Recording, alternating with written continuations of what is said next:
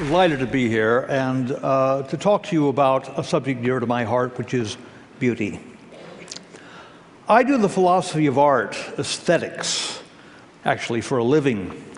I try to figure out intellectually, philosophically, psychologically, what the experience of beauty is, what sensibly can be said about it, and how people go off the rails in trying to understand it. Now, this is an extremely complicated subject, in part because the things that we call beautiful are so different. I mean, just think of the sheer variety. A baby's face, Berlioz's Harold in Italy, movies like The Wizard of Oz or the plays of Chekhov, a Central California landscape, a Hokusai view of Mount Fuji, Der Rosenkavalier, a stunning match-winning goal in a World Cup soccer match, Van Gogh's Starry Night, a Jane Austen novel, Fred Astaire dancing across the screen. This brief list includes human beings, natural landforms, works of art, and skilled human actions. An account that explains the presence of beauty in everything on this list is not going to be easy. I can, however, give you at least a taste of what I regard as the most powerful theory of beauty we yet have. And we get it not from a philosopher of art, not from a postmodern art theorist or a bigwig art critic. No, this theory comes from an expert on barnacles and worms and pigeon breeding. And you know who I mean, Charles Darwin. Of course, a lot of people think they already know the proper answer to the question, what is beauty? It's in the eye of the beholder. It's whatever moves you personally. Or, as some people, especially academics, prefer, beauty is in the culturally conditioned eye of the beholder. People agree that paintings or movies or music are beautiful because their cultures determine a uniformity of aesthetic taste. Tastes for both natural beauty and for the arts travel across cultures with great ease. Beethoven is adored in Japan. Peruvians love Japanese woodblock prints. Inca sculptures are regarded as treasures in British museums, while Shakespeare is translated into every major language of the earth. Or just think about American jazz or American movies. They go everywhere. There are many differences among the arts, but there are also universal cross-cultural aesthetic pleasures and values. How can we explain this universality? The best answer lies in trying to reconstruct a Darwinian evolutionary history of our artistic and aesthetic tastes.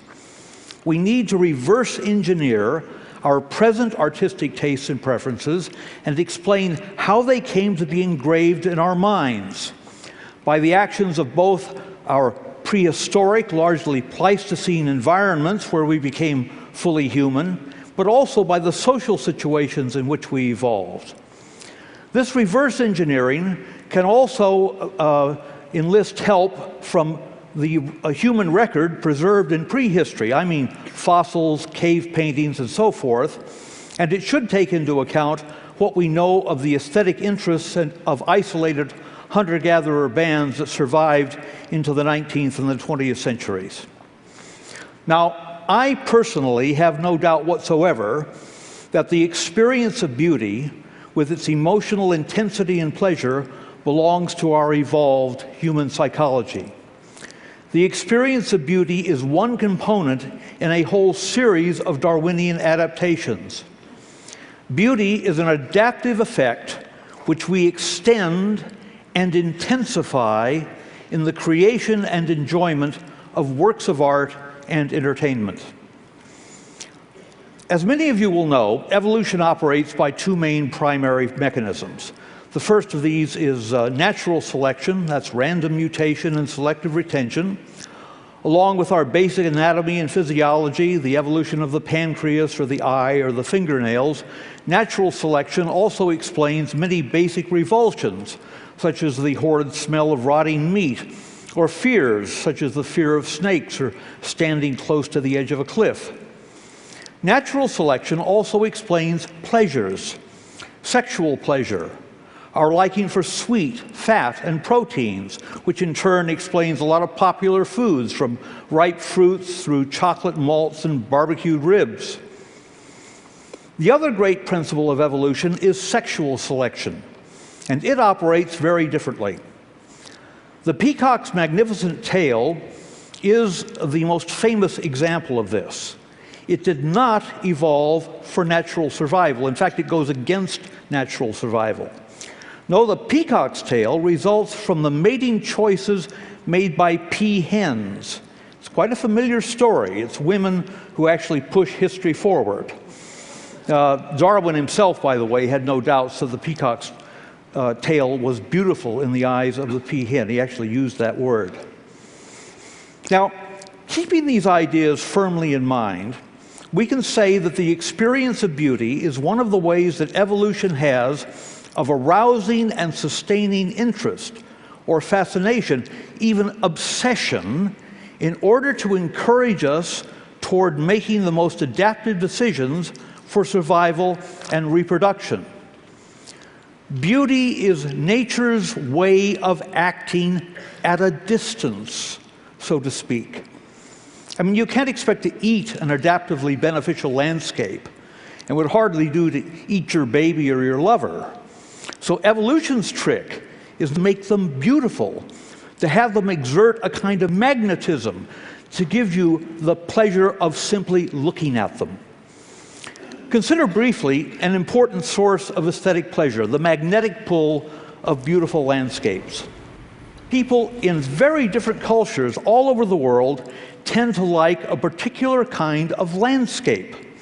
A landscape that just happens to be similar to the Pleistocene savannas where we evolved. This landscape shows up today on calendars, on postcards, in the design of golf courses and public parks, and in gold-framed pictures that hang in living rooms from New York to New Zealand.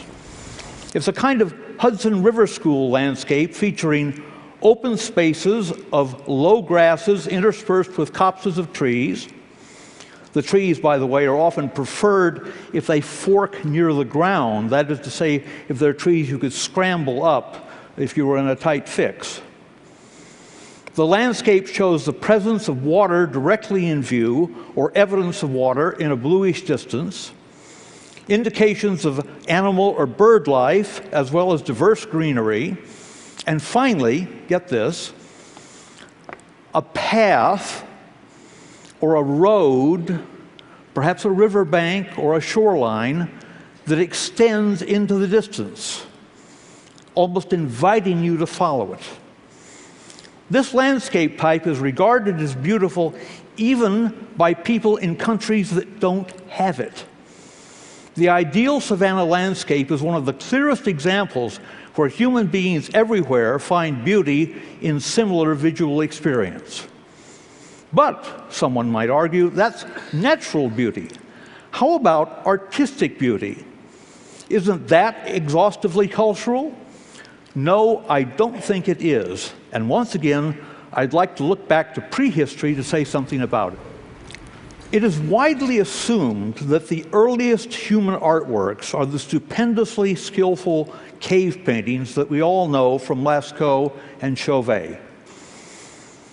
Chauvet caves are about 32,000 years old, along with a few small realistic sculptures of women and animals from the same period. But artistic and decorative skills are actually much older than that.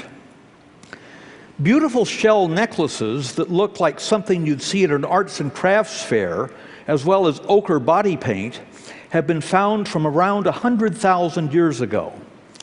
But the most intriguing prehistoric artifacts are older even than this. I have in mind the so-called Acheulean hand axes. The oldest stone tools are choppers from the Olduvai Gorge in East Africa. They go back about 2.5 million years. These crude tools were around for thousands of centuries until around 1.4 million years ago, when Homo erectus started shaping single thin stone blades, sometimes rounded ovals, but often in what to our eyes, an arresting, symmetrical, pointed leaf or teardrop form. These Acheulean hand axes, they're named after Saint-Acheul in France, where finds were made in the 19th century, have been unearthed in their thousands, scattered across Asia, Europe, and Africa, almost everywhere Homo erectus and Homo ergaster roamed. Now, the sheer numbers of these hand axes shows that they can't have been made for butchering animals.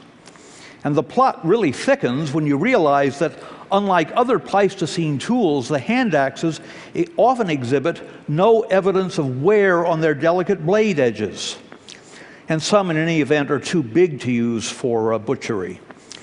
Their symmetry, their attractive materials, and above all, their meticulous workmanship are simply quite beautiful to our eyes, even today. So, what were these ancient, they're ancient, they're foreign, but they're at the same time somehow familiar. What were these artifacts for? The best available answer is that they were literally the earliest known works of art. Practical tools transformed into captivating aesthetic objects, contemplated both for their elegant shape and their virtuoso craftsmanship. Hand axes mark an evolutionary advance in human history, tools fashioned to function as what Darwinians call fitness signals. That is to say, displays that are performances like the peacock's tail, except that unlike hair and feathers, the hand axes are consciously, cleverly crafted. Competently made hand axes indicated desirable personal qualities: intelligence, fine motor control, planning ability, conscientiousness, and sometimes access to rare materials. Over tens of thousands of generations, such skills increased the status of those who displayed them and gained a reproductive advantage over the less capable. You know, it's an old line, but it has been shown to work. Why don't you come up to my cave so I can show you my hand axes?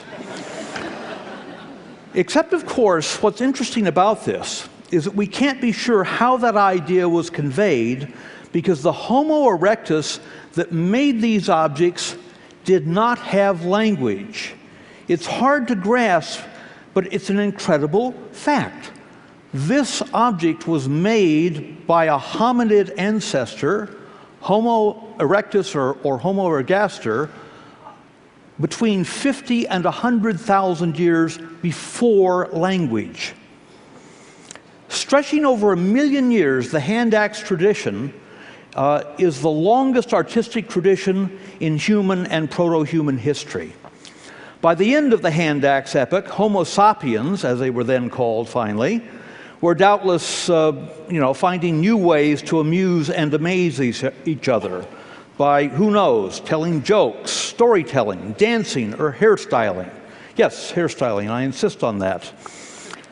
For us moderns, virtuoso technique is used to create imaginary worlds in fiction and in movies, to express intense emotions with music, painting, and dance. But still, one fundamental trait of the ancestral personality persists in our aesthetic cravings: the beauty we find in skilled performances. From Lascaux to the Louvre to Carnegie Hall, human beings have a permanent, innate taste for virtuoso displays in the arts. We find beauty in something done well. So the next time you pass by a jewelry shop window displaying a beautifully cut teardrop-shaped stone, don't be so sure it's just your culture telling you that that sparkling jewel is beautiful.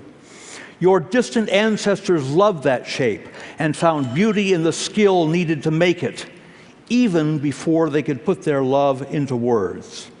Is beauty in the eye of the beholder? No, it's deep in our minds. It's a gift handed down from the intelligent skills and rich emotional lives of our most ancient ancestors. Our powerful reaction to images, to the expression of emotion in art, to the beauty of music, to the night sky, will be with us and our descendants for as long as the human race exists. Thank you.